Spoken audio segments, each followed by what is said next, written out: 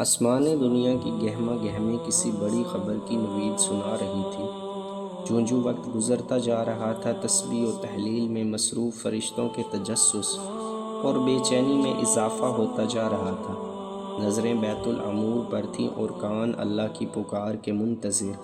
بالآخر انتظار کی گھڑیاں ختم ہوئیں اور رب ذوالجلال کا حکم فضا میں بلند ہوا، جس کا ترجمہ ہے: میں زمین پر اپنا نائب بنانے والا ہوں۔ فرشتے اس فیصلے پر حیران تھے اور متعجب بھی۔ ان کا خیال تھا کہ جنات کی طرح یہ بھی زمین پر لڑائی جھگڑا اور فساد کریں گے۔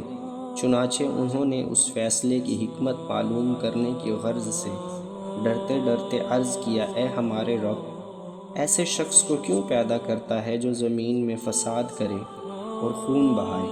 اور ہم تیری تسبیح، حمد اور پاکیزگی بیان کرنے والے ہیں۔ اللہ تعالیٰ نے فرمایا: جو میں جانتا ہوں تم نہیں جانتے۔ اللہ تعالیٰ نے حضرت جبرائیل علیہ السلام کو حکم دیا کہ کرۂ ارض سے مٹی لے کر آؤ۔ حضرت ابو موسیٰ اشعری رحمۃ اللہ سے روایت ہے کہ نبی کریم صلی اللہ علیہ وسلم نے ارشاد فرمایا: اللہ تعالیٰ نے حضرت آدم علیہ السلام کو ایک مٹھی خاک سے پیدا فرمایا۔ یہ مٹی تمام روئے زمین سے حاصل کی گئی تھی۔ یہی وجہ ہے کہ حضرت آدم علیہ السلام کی نسل میں مختلف رنگ و زبان کے لوگ پائے جاتے ہیں۔ حضرت ابو ہریرہ رضی اللہ عنہ سے روایت ہے کہ حضور اکرم صلی اللہ علیہ وسلم نے فرمایا: جب اللہ نے آدم علیہ السلام کو پیدا فرمایا اور ان میں روح پھونکی تو ان کو چھینک آئی، جس پر انہوں نے الحمدللہ کہا۔ یوں سب سے پہلے ان کے منہ سے اللہ کی حمد نکلی۔ اللہ تعالیٰ نے حضرت آدم علیہ السلام کو 4 عظیم شرف اور مرتبے عطا فرمائے۔ ایک اپنے ہاتھ سے بنایا، دوسرا روح پھونکی، تیسرا فرشتوں کو سجدہ کرنے کا حکم فرمایا، اور چوتھا اشیاء کے ناموں کے علم سے سرفراز فرمایا۔ اللہ تعالیٰ نے حضرت آدم علیہ السلام کو تمام نام سکھا کر ان چیزوں کو فرشتوں کے سامنے پیش کیا اور فرمایا: اگر تم سچے ہو تو ان چیزوں کے نام بتاؤ۔ انہوں نے کہا: اے اللہ، تیری ذات پاک ہے، ہمیں علم نہیں سوائے اس کے جو تو نے ہم کو سکھایا ہے۔ بے شک آپ بڑے علم و حکمت والے ہیں۔ پھر اللہ نے حضرت آدم علیہ السلام کو حکم دیا کہ ان چیزوں کے نام بتاؤ، سو انہوں نے ان سب چیزوں کے نام بتا دیے۔ اللہ تعالیٰ نے فرمایا: دیکھو، میں نے تم سے نہ کہا تھا کہ میں زمین و آسمان کی تمام پوشیدہ چیزوں سے واقف ہوں؟ میں ان باتوں کو بھی جانتا ہوں جن کو تم ظاہر کر دیتے ہو اور جن کو تم دل میں رکھتے ہو۔ حق تعالیٰ نے تمام فرشتوں کو حکم دیا کہ آدم علیہ السلام کو سجدہ کرو، تو ابلیس کے سوا سب نے سجدہ کیا۔ اس نے انکار کر دیا اور تکبر کیا اور وہ کافروں میں ہو گیا۔ اللہ نے ابلیس سے پوچھا: جب میں نے تجھ کو حکم دیا تھا تو کس چیز نے تجھ کو سجدے سے باز رکھا؟ اس نے کہا: میں اس سے افضل ہوں، تو نے مجھے آگ سے پیدا کیا ہے اور اسے خاک سے۔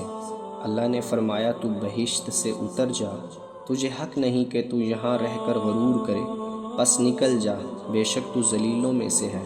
اس نے کہا: مجھے اس دن تک مہلت عطا فرمائیے جس دن قیامت آئے گی۔ اللہ نے شیطان کو مہلت عطا فرما دی تو اس نے کہا: اب میں تیرے بندوں کو قیامت تک بہکاؤں گا، آگے سے، پیچھے سے، دائیں سے، بائیں سے۔ اللہ نے فرمایا: جو لوگ تیری پیروی کریں گے میں تجھ سمیت ان سب سے جہنم کو بھر دوں گا۔ ابلیس اور شیطان ایک ہی صفت اور حقیقت کے 2 ایسے نام ہیں جس کا کام اللہ کے بندوں کو ورگلانا، شر پھیلانا، انہیں اللہ سے باغی کر کے برائی کے کاموں کی جانب راغب کرنا۔ یہ انسان کا وہ ازلی دشمن ہے جو قیامت تک اس کا پیچھا نہیں چھوڑے گا۔ حضرت عائشہ صدیقہ رضی اللہ عنہا سے روایت ہے کہ نبی کریم صلی اللہ علیہ وسلم نے فرمایا کہ فرشتے نور سے، آدم مٹی سے اور ابلیس آگ سے پیدا کیا گیا۔ حضرت عبداللہ بن عمر رضی اللہ عنہ فرماتے ہیں کہ جنات حضرت آدم علیہ السلام سے 2000 سال پہلے سے دنیا میں آباد تھے، جنہوں نے دنیا میں دنگا فساد مچا رکھا تھا۔ چنانچہ اللہ نے فرشتوں کے ایک لشکر کو دنیا میں روانہ کیا، جنہوں نے ان جنات کو مار مار کر سمندری جزیروں اور ویران علاقوں میں بھگا دیا۔ حضرت سعید بن منصور کا قول ہے کہ اس موقع پر بہت سے جنات قتل کیے گئے اور کچھ گرفتار بھی ہوئے۔ ان میں سے ابلیس بھی تھا جو ابھی بچہ تھا۔ اسے آسمان پر لا کر رکھا گیا۔ یہ فرشتوں کے ساتھ عبادت میں مصروف ہو گیا اور بہت جلد علوم کا ماہر اور عبادت گزار بن گیا۔ چنانچہ اسے آسمانوں میں معلم الملکوت کے نام سے پکارا جانے لگا۔ حضرت عبداللہ بن مسعود رضی اللہ عنہ فرماتے ہیں کہ ابلیس آسمانوں میں فرشتوں کا سردار بن گیا تھا۔ حضرت ابن عباس رضی اللہ عنہ نے فرمایا کہ ابلیس کا نام عزرائیل تھا۔ سورۃ کہف کی آیت 50 میں بھی اللہ نے فرمایا ہے کہ ابلیس جنات سے تھا۔ تفسیر ابن جوزی میں حضرت عبداللہ بن عباس رضی اللہ عنہ سے روایت ہے کہ نبی کریم صلی اللہ علیہ وسلم نے فرمایا، شیطان آدمی کے جسم میں خون کی طرح سرایت کر جاتا ہے۔ بندے کا دل اس کا خاص ٹھکانہ ہے، تاہم شیطان کو اتنی قوت حاصل نہیں کہ وہ انسان کو راہ حق سے زبردستی ہٹا دے۔ یہ دوسری بات ہے کہ وہ لوگوں کے دلوں میں وسوسے اور برے خیالات ڈال کر انہیں برائی کی طرف راغب کرتا رہتا ہے، اور یہی بندوں کا امتحان ہے۔ یوں تو جنت میں تمام آسائش نعمتیں موجود تھیں، لیکن اس کے باوجود حضرت آدم علیہ السلام تنہائی اور اجنبیت محسوس کرتے تھے۔ چنانچہ اللہ تعالیٰ نے ان کی تنہائی دور کرنے کا بندوبست فرماتے ہوئے حضرت حوا علیہ السلام کو پیدا کر دیا۔ محمد بن اسحاق حضرت ابن عباس رضی اللہ عنہ سے روایت کرتے ہیں کہ حضرت حوا علیہ السلام کو حضرت آدم علیہ السلام کی بائیں طرف کی چھوٹی پسلی سے پیدا کیا گیا جبکہ وہ سو رہے تھے۔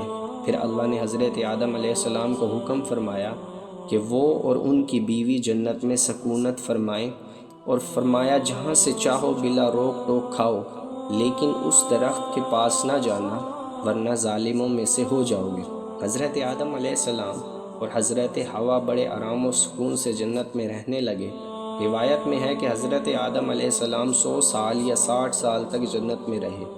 اس عرصے میں دونوں پر جنت کے کسی بھی حصے میں جانے پر پابندی نہ تھی سوائے شجر ممنوعہ کے۔ شیطان اب ان دونوں کا کھلا دشمن تھا اور اپنی سزا کا بدلہ لینے کے لیے بے قرار بھی۔ اس کی شدید خواہش تھی کہ یہ اللہ کے حکم کی خلاف ورزی کریں۔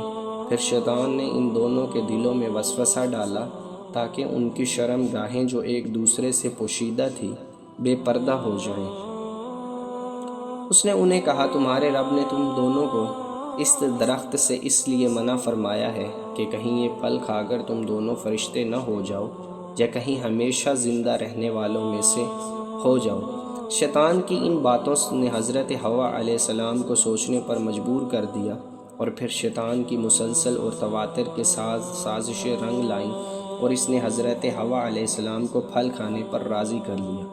ایک دن حضرت حوا نے حضرت آدم علیہ السلام سے کہا کہ ہم اس شجر ممنوعہ کا ذرا سا حصہ کھا کر تو دیکھیں، آخر وہ کیا ہے جو اللہ نے اس کھانے سے منع فرمایا۔ شروع میں تو حضرت آدم علیہ السلام اس کے لیے قطعی طور پر تیار نہ تھے، لیکن پھر حضرت حوا علیہ السلام کے مسلسل اصرار پر بدل خواستہ وہ بھی راضی ہو گئے۔ ابھی ان دونوں نے پھل کو پورے طور پر چکھا بھی نہ تھا کہ ان کی 70 گاہیں ایک دوسرے پر عیاں ہو گئیں، جس پر دونوں بدحواسی اور پریشانی میں جنت کے درختوں کے پتے توڑ توڑ کر اپنا بدن چھپانے لگے۔ اللہ نے دونوں کو پکارا اور فرمایا، کیا میں نے تم کو منع نہیں کیا تھا کہ اس درخت کا پھل نہ کھانا اور شیطان کے ورگلانے میں نہ آنا؟ یہ تمہارا کھلا دشمن ہے۔ دونوں نے جب اللہ کی پکار سنی تو مارے خوف الہی کے کانپ اٹھے۔ نہایت ہی لاچارگی اور عاجزی سے اپنی خطا پر نادم و شرمندہ ہوتے ہوئے بارگاہ خداوندی میں عرض کیا، اے ہمارے رب، ہم دونوں سے بہت بڑی غلطی ہو گئی۔ اب اگر آپ نے ہم پر رحم و کرم نہ کیا اور معاف نہ فرمایا تو ہم تباہ و برباد ہو جائیں گے۔ حق تعالیٰ نے فرمایا کہ اب تم دونوں ایک خاص مدت تک زمین پر رہو گے جہاں تم ایک دوسرے کے دشمن ہوگے، اور وہیں مرنا ہے اور اسی میں پھر سے پیدا ہونا ہے۔ چنانچہ دونوں کو زمین کی طرف روانہ کر دیا گیا۔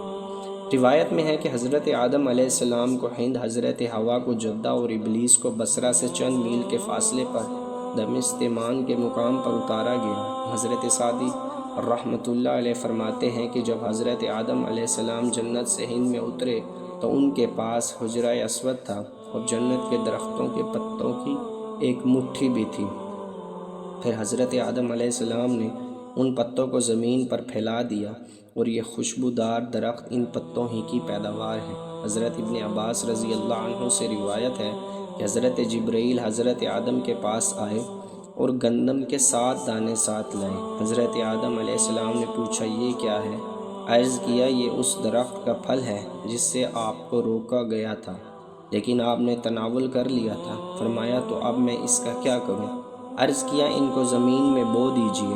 حضرت آدم علیہ السلام نے بو دیے اور وہ دانے وزن میں ان دنیا کے دانوں سے 1,00,000 درجہ زیادہ تھے۔ وہ دانے اگے، حضرت آدم علیہ السلام نے فصل کاٹی، پھر دانوں کو بھوسے سے جدا کیا، پھر صفائی کی، اسے پیس کر آٹا گوندھا اور روٹی پکائی۔ اس طرح محنت و مشقت کے بعد اسے کھایا۔